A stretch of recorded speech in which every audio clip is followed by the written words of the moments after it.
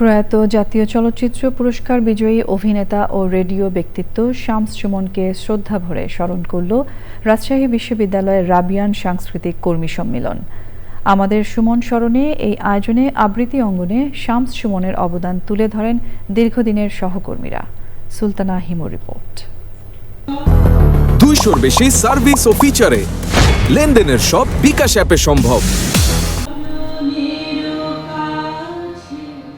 প্রিয় বন্ধু, প্রিয় মানুষ, প্রয়াত অভিনেতা ও আবৃত্তিকার শামস সুমনকে স্মরণ করল তার প্রিয় সংগঠন রাজশাহী বিশ্ববিদ্যালয়ের রাবিয়ান সাংস্কৃতিক কর্মী সম্মেলন।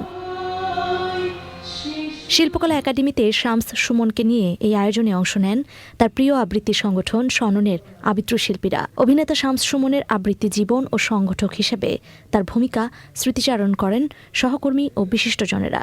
যারা তার অনুজ আছে, যারা তার বন্ধু প্রতিম আছে, যারা তার সঙ্গে পড়েছেন, যারা তাদের অগ্রজ আছেন, তারা অনেকে এখানে উপস্থিত আছেন।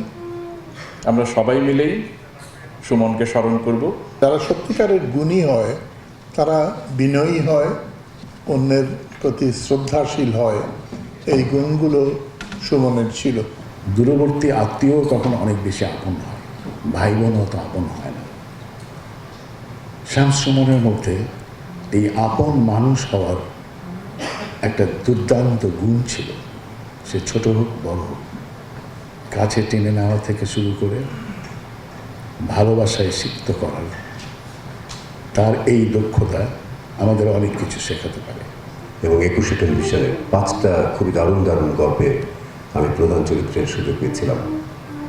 তো সুমন ভাই এই ঋণ কীভাবে শোধ করা যায়?